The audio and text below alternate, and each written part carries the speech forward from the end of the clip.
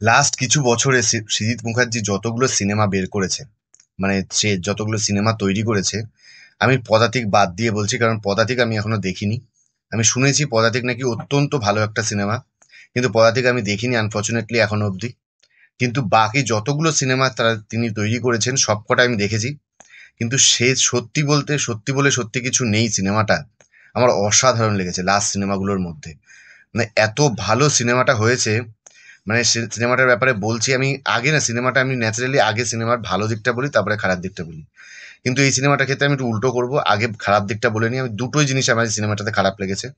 যেটা হচ্ছে, এই সিনেমাটার মধ্যে সৃজিত মুখার্জির সিনেমার যে ক্লাইম্যাক্স হয়, সেটা একটা গ্র্যান্ড লেভেলের ক্লাইম্যাক্স হয়, যেটা কিন্তু এই সিনেমার ক্লাইম্যাক্সটা সেই মানটাকে ধরে রাখতে পারেনি বা সেই লেভেলে যায়নি।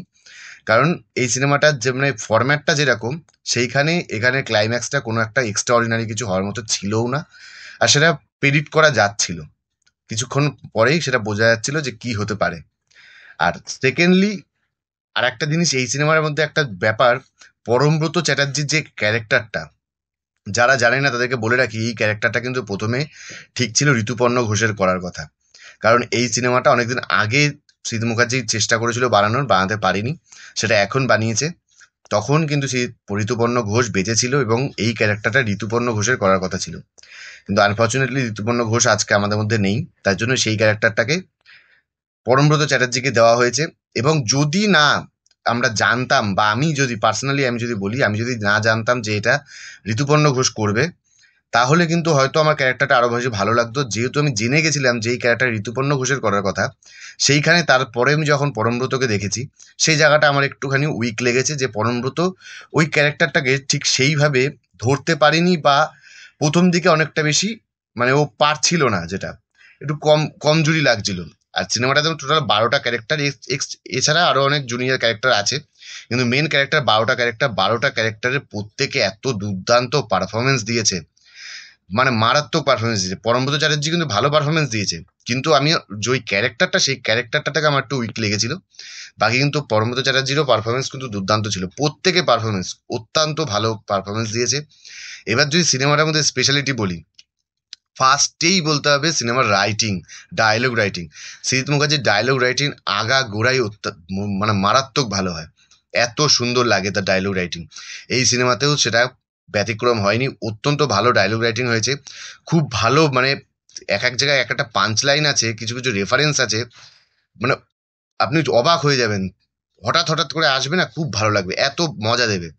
আর কিছু হিউমার, পুরো সিনেমাটা জুড়ে ওভারঅল ভালো একটা হিউমার রাখা হয়েছে, যেগুলো সিরিয়াস সিরিয়াস জায়গা চলছে, সিরিয়াস কনভারসেশন চলছে, সেইখানে যে একটা হিউমার আছে, ডার্ক হিউমার দেওয়া হয়েছে, সেগুলো কিন্তু আপনাকে দারুণ মজা দেবে।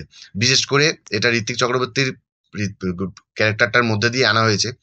সে যখন ডায়লগগুলো বলছে, আর ঋত্বিক যেই মানে যেরকম ভাবে ডায়লগ ডেলিভারিটা করছে, অত্যন্ত ভালো লাগছে, দারুণ লাগছে। আমি একটা জায়গায়, মানে আমি তো হইচইতে দেখেছি, আমি পজ করে রেখেছি, একটা সিন দেখার পরে আমি পজ করে শুধু হেসে গেছি, এত দুর্দান্ত করেছে।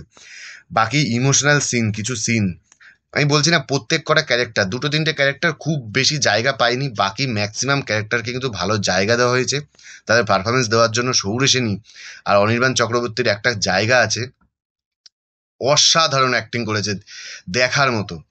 যে যেখানে যেখানে জায়গা পেয়েছে, একটু একটু জায়গা পেয়েছে, মানে যেহেতু 12খানা ক্যারেক্টারকে বা 2 ঘন্টার মধ্যে তাদেরকে স্পেস দিতে হবে, এটা একটা খুব ডিফিকাল্ট কাজ, প্রচণ্ড ডিফিকাল্ট কাজ, সেইখানটা কিন্তু সেটা করেছে।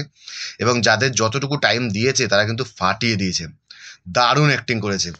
আর নেক্সটলি তারপরে যেটা বলতে হবে, প্রত্যেকটা ক্যারেক্টারে কিন্তু একটা ব্যাক স্টোরি আছে, তাদের একটা লাইফ আছে, তাদের একটা পয়েন্ট অফ ভিউ আছে, কেন তারা কি বলছে, তার পেছনে কি কাজ করছে, কি মেন্টালিটি কাজ করছে, খুব ভালো করে কিন্তু সেটাকে আরো তুলে ধরা হয়েছে। আমি এই সিনেমাটার অরিজিনালটা দেখিনি, তার জন্য আমি এই সিনেমাটার ব্যাপারেই বলি, কেন অরিজিনালটার সাথে আমি এটা কম্পেয়ার করতে পারবো না, কারণ আমি অরিজিনালটা দেখিনি। কিন্তু এই সিনেমাটা কিন্তু খুব ভালো লেগেছে, খুব এন্টারটেনিং, প্রথম থেকে শেষ অবধি একদম এঙ্গেজিং হয়ে থাকবেন। Screen play heavy tight screen play, খুব ভালো।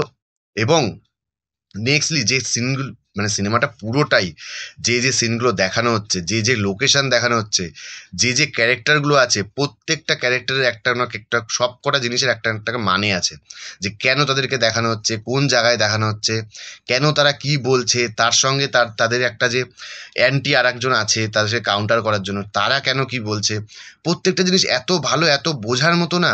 আমি রিকমেন্ড করবো প্রত্যেককে দেখার জন্য, কিন্তু যারা একটু খুব ম্যাচিওরলি ব্যাপারটা বুঝতে পারবে তাদের কিন্তু খুব ভালো লাগবে সিনেমাটা। নাহলে যদি সেরমভাবে না বুঝতে পারেন তাহলে সিনেমাটা জাস্ট অর্ডিনারি সিনেমার মতো লাগবে।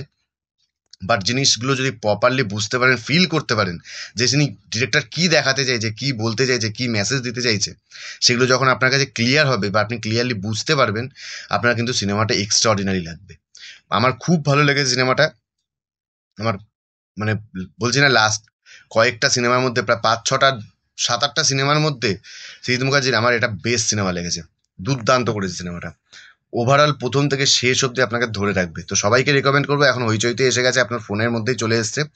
সবাই প্রত্যেকে একবার অন্তত দেখুন, খুব ভালো লাগবে সিনেমাটা। তো এই ছিল বলার বক্তব্য। যদি কিছু ভালো লাগে লাইক করবেন, কিছু বলার থাকলে কমেন্ট করবেন। ধন্যবাদ।